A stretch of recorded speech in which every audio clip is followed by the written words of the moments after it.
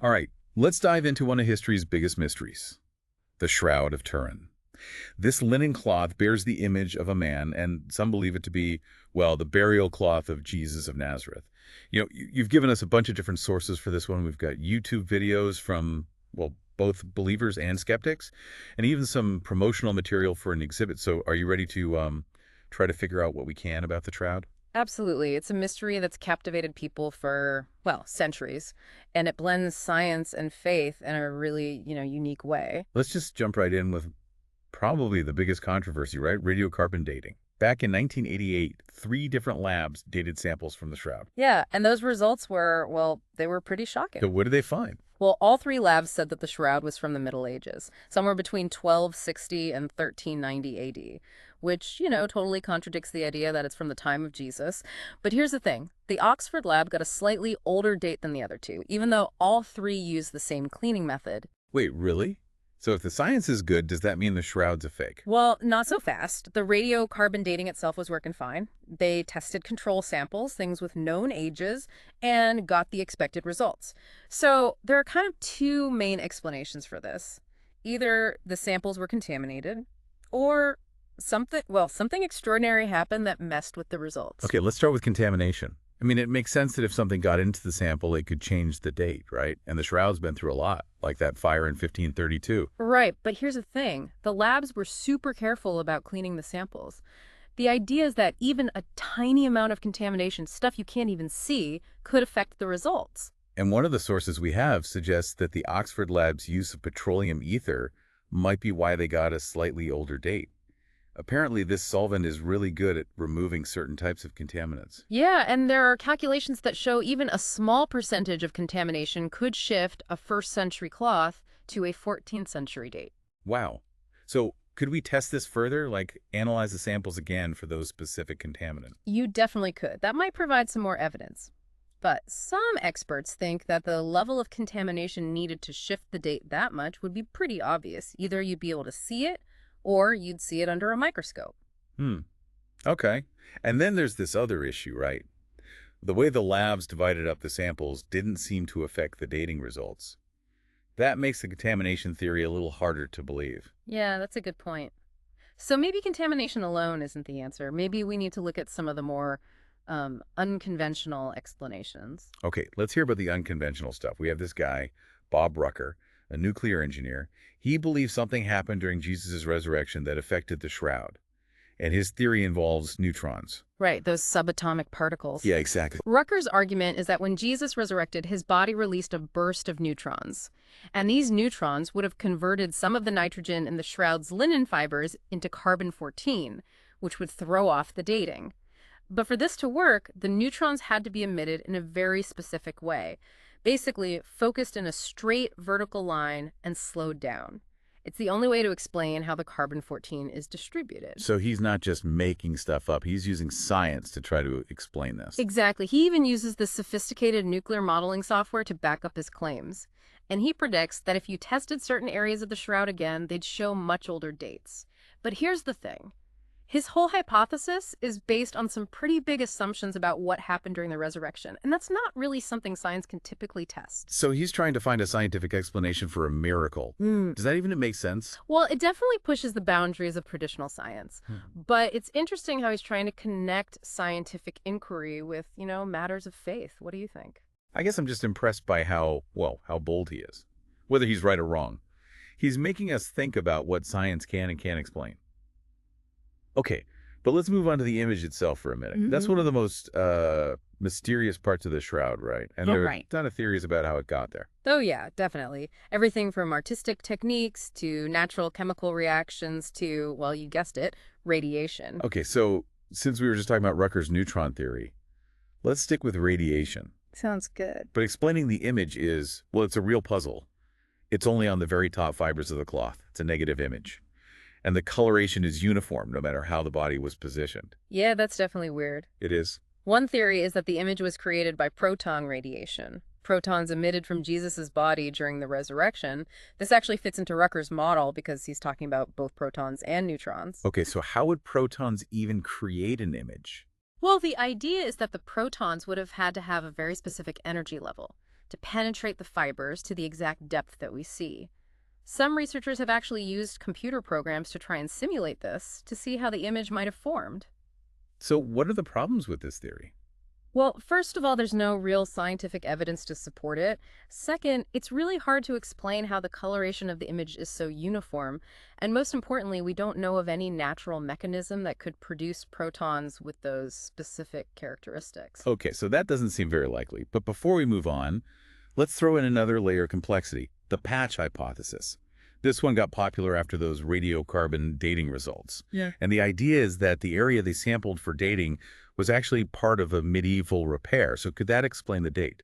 It's a possibility. Some researchers have looked at photographs of the area where they took the sample, and they think they see evidence of a rewoven patch.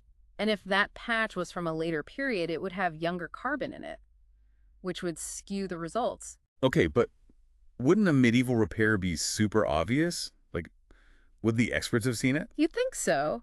But the textile experts who examined the shroud, including the ones who were there when they took the samples, they say they didn't see any evidence of a reweave in that area. They say a repair that complex that you couldn't see would be almost impossible to make, especially on fabric as delicate as the shroud's linen. So it seems like this patch would have to be invisible to all these experts, and it would have to contain the exact right amount of younger carbon to produce those specific dates.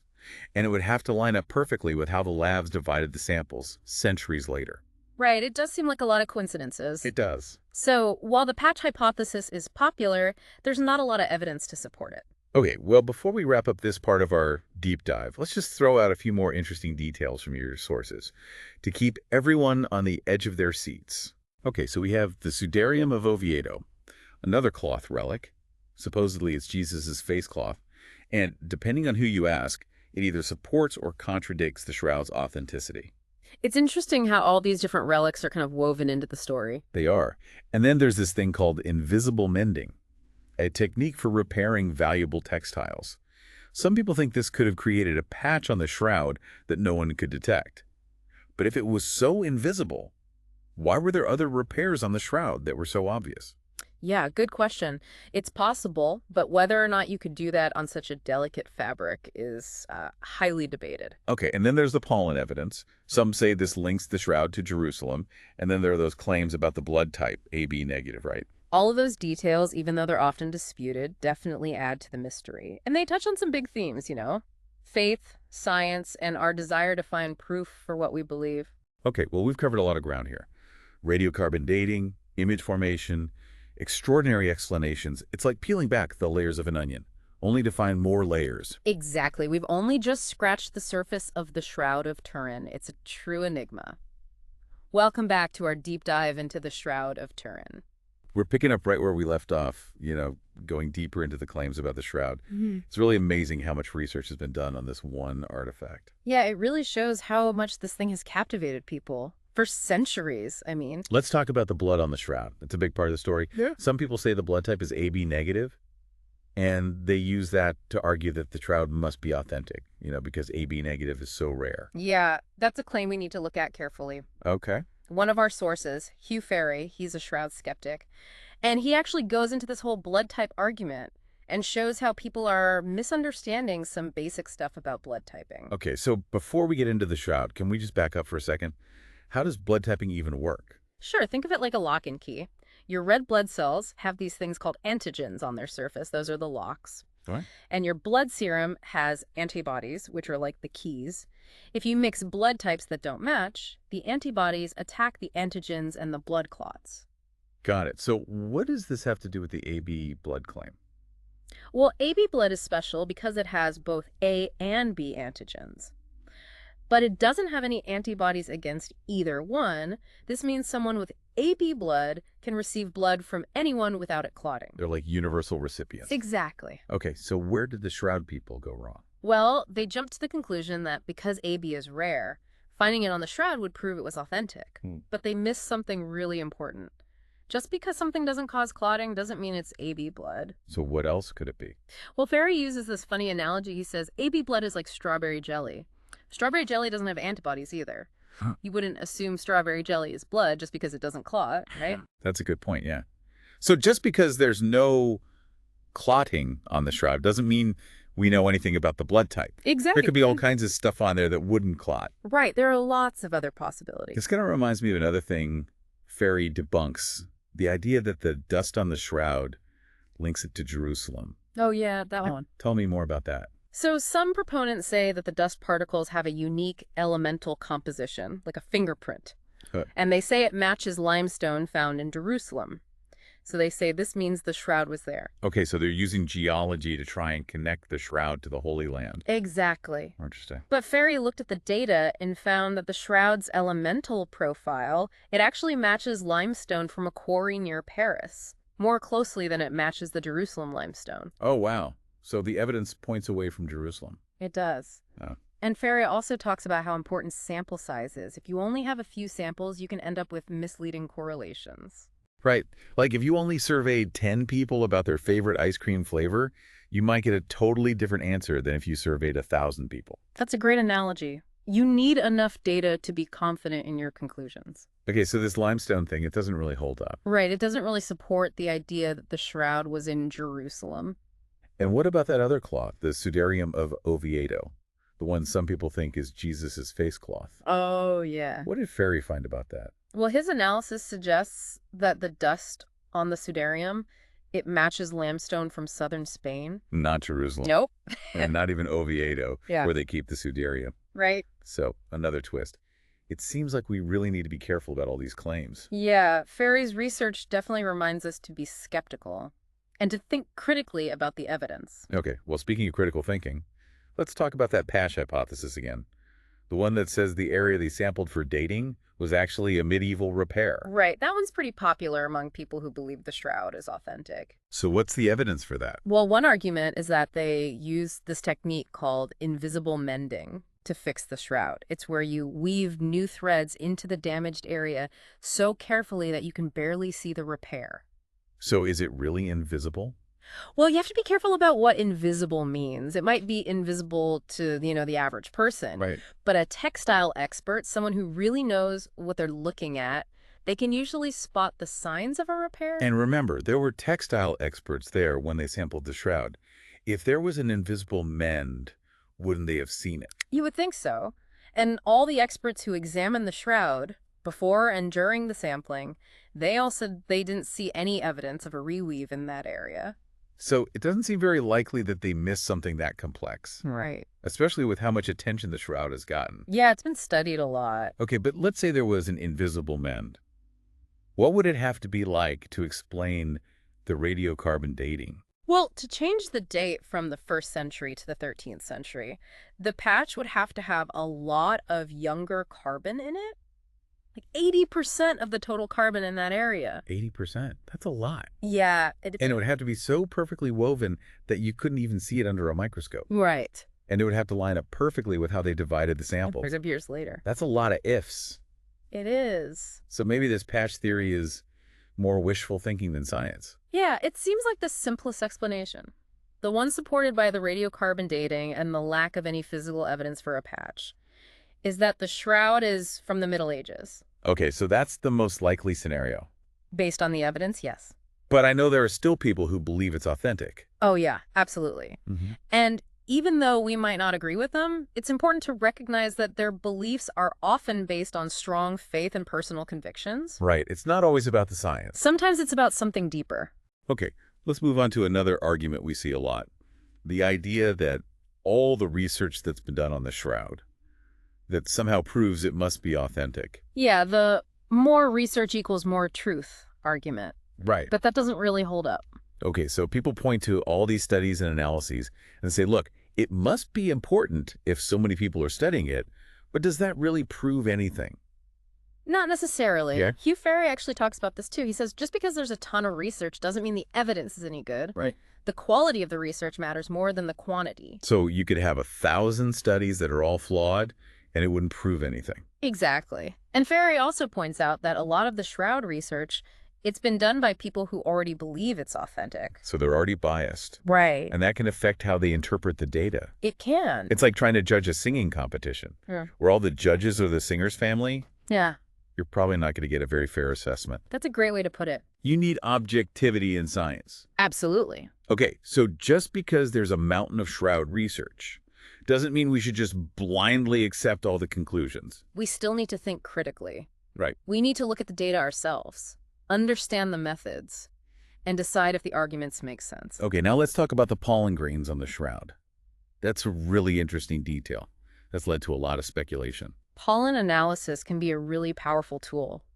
You can use it to figure out what past environments were like, track how plants and objects have moved around, even solve crimes. So how does it relate to the shroud? Well, some people who believe the shroud is authentic, they say they've found pollen grains on it that match plants from the Middle East, specifically around Jerusalem. So like a trail of breadcrumbs leading back to the Holy Land. Yeah, that's the idea. They're saying it's like a fingerprint proving the shroud was there. Okay, but as with, well, most things related to the shroud, it's not that simple. Right, the pollen evidence isn't really conclusive. Why not? Well, one big problem is contamination.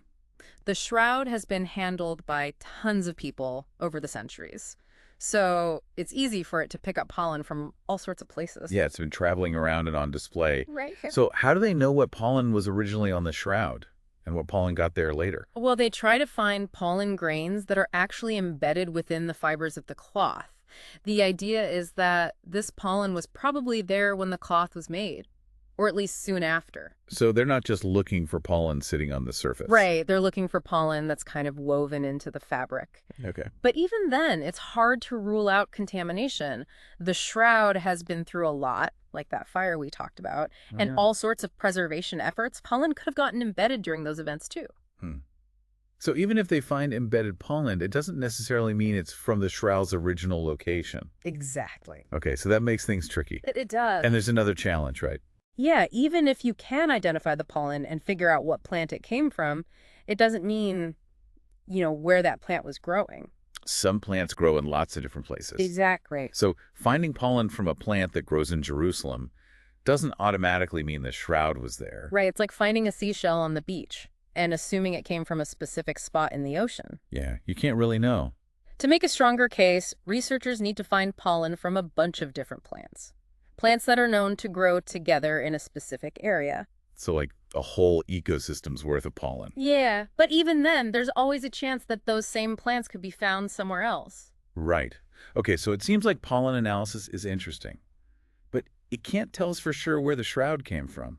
That's right. It's just another piece of the puzzle. Another piece of the mystery. Okay, well, it seems like when we're talking about ancient artifacts, science rarely gives us easy answers. Yeah, often it just raises more questions. And maybe that's part of what makes the shroud so fascinating. It forces us to deal with uncertainty, to think about different interpretations, and to admit that we don't know everything. It's a good reminder. Yeah. Okay, let's talk about sample size and statistical significance. These are important concepts in science, but they're often misunderstood, especially when it comes to the shroud. You're right, they definitely are. Can we just take a minute to explain what these terms mean? Absolutely. Okay, so in research, we often collect data from a sample, a smaller group that represents a larger population. Okay. And the size of that sample, like how many data points we have, is really important. The bigger the sample size, the better. Right, exactly. If you want to know the average height of people in a city, you'll get a more accurate answer if you measure 1,000 people than if you only measure 10 people. That makes sense. And statistical significance comes in when we're trying to figure out if a result happened by chance or if it's a real difference. So if I flip a coin 10 times and get 7 heads, not that surprising. But if I flip it 1,000 times and get 700 heads, something's probably wrong with the coin. Exactly. Okay, so the more data you have, the less likely it is that weird results are just flukes. Right. And this is where the shroud debate gets tricky. How so? Well, remember that 1988 radiocarbon dating, the one that said the shroud was from the Middle Ages. Yeah. Some shroud proponents say that the sample size was too small to be statistically significant. Oh, so they're saying that maybe they just tested a weird piece. Right. Like maybe that little piece was an outlier and the rest of the shroud could still be from the 1st century. That's what they're arguing. But they're mixing up sample size with representativeness. Okay. Yes, they only tested a small part of the shroud. Right. But the scientists were really careful to make sure that the sample represented the whole clot. So they weren't just picking a random spot. Not at all. Oh, They knew that taking a sample from the wrong place could mess up the results. they had to pick a spot that was, well, typical of the whole shroud, Yeah. avoiding any areas that were obviously damaged or repaired or anything. Right. So they put a lot of thought into it. They did.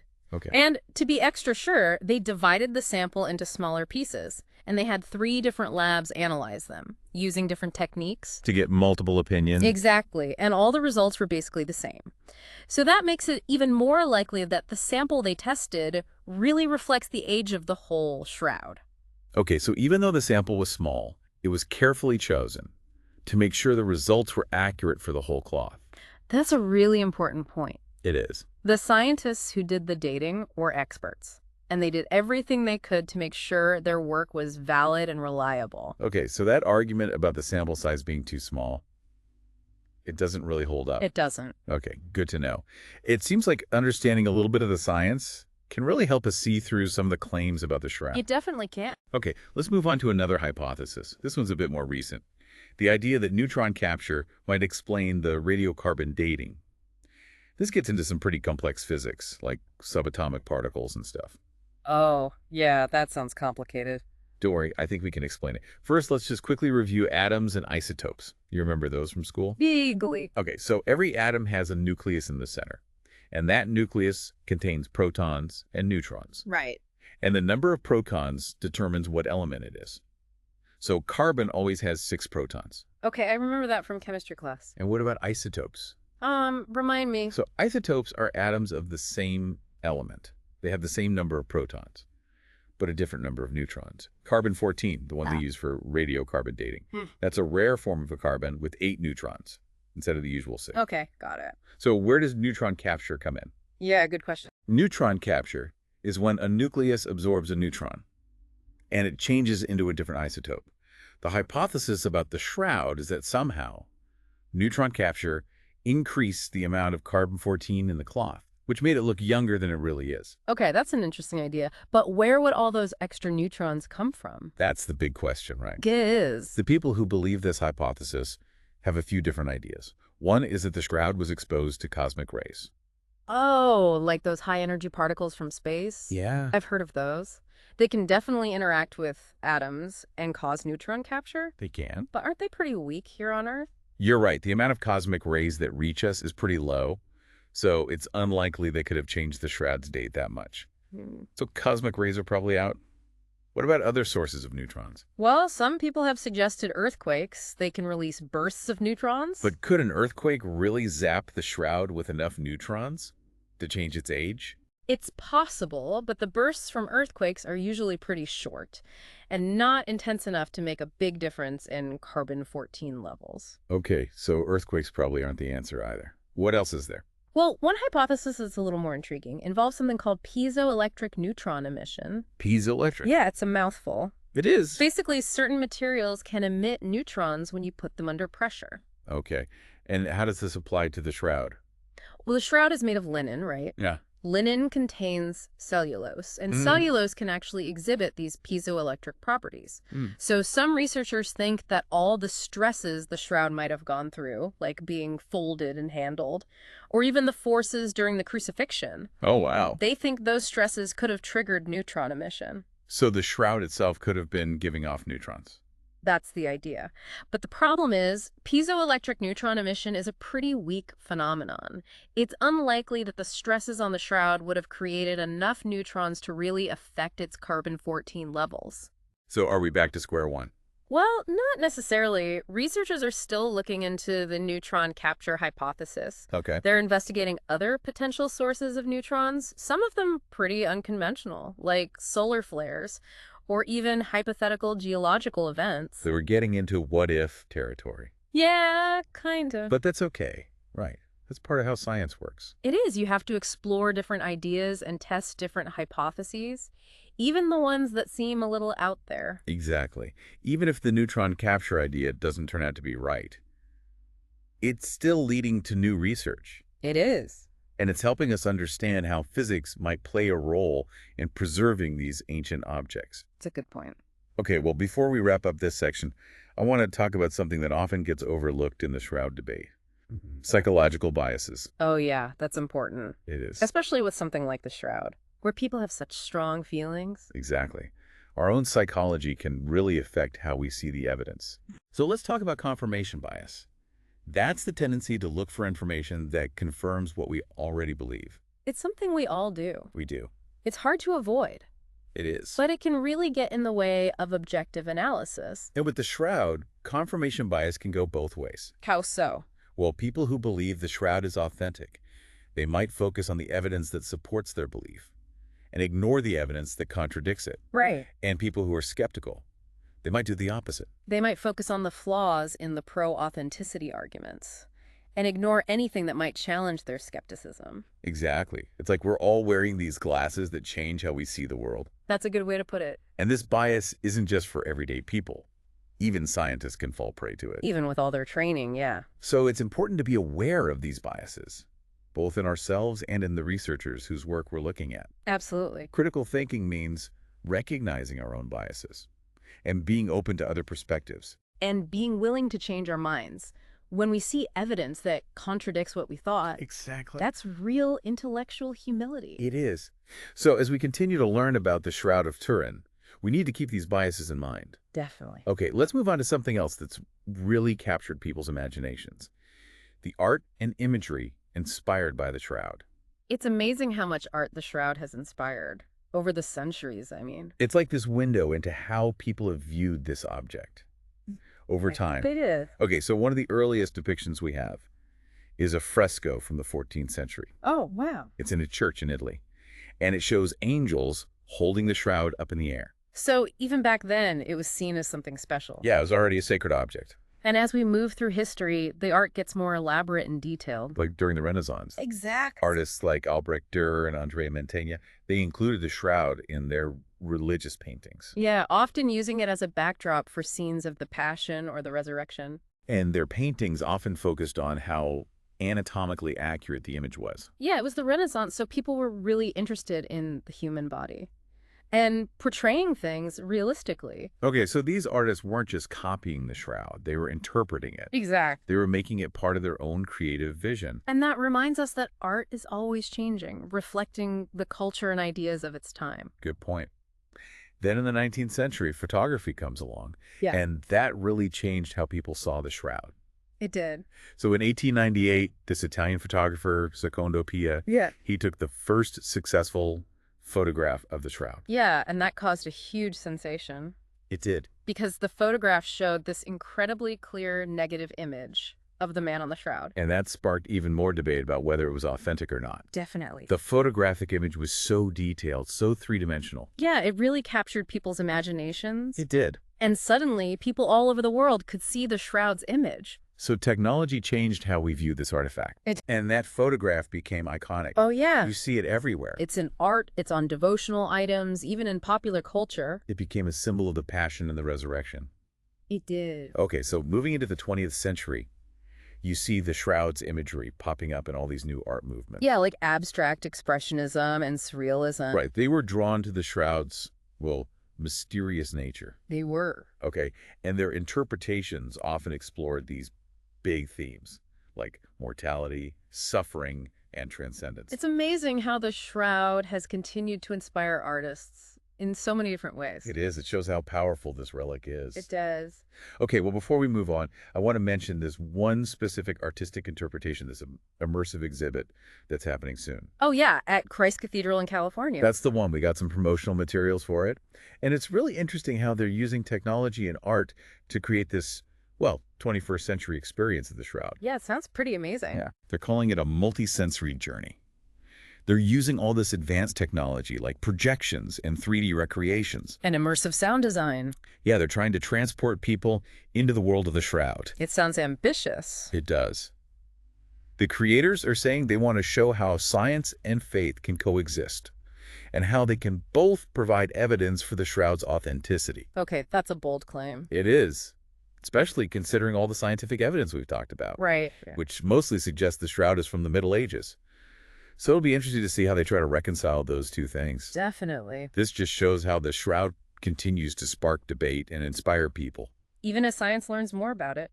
And maybe that's what makes it so compelling. It forces us to think about these big questions. About history, science, faith. And The nature of evidence itself. Exactly. Okay, let's shift gears now. Let's talk about the idea that the image on the shroud has characteristics that science just can't explain. Okay, this argument is really popular among people who believe the shroud is authentic.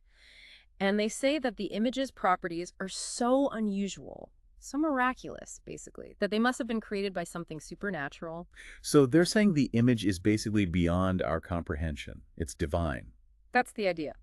Okay, but as with any scientific claim, we need to look at the evidence. We do. So what are the specific characteristics of the image that they say point to a supernatural origin? Well, one of the main ones is the superficiality of the image. Remember how the image is only on the very top fibers of the cloth? Yeah, it's like a faint discoloration, Exactly. not a stain that soaks all the way through. Right, and the proponents argue that you can't create this kind of superficial image with any known artistic technique.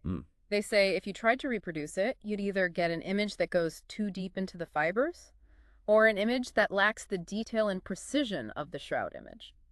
Okay, but haven't people tried to recreate the shroud image using scientific methods? Oh, yeah, lots of researchers have tried. Okay, and have any of them been successful? Well, some have come close. They've made images that look kind of like the shroud image, but no one has been able to fully duplicate all of its characteristics. What are some of the things that make it so hard to replicate? Well, one of the main challenges is the image's three-dimensional quality. Remember how we were talking about how photographs of the shroud, they show a negative image that looks 3D when you view it as a positive? That's really hard to explain and even harder to reproduce. So the image is like a 3D map of the body. Yeah, kind of. Some researchers think it might be a type of lenticular image, like those novelty postcards that change when you tilt them. Oh, yeah. So they're saying the shroud image is like a complex optical illusion. That's one theory.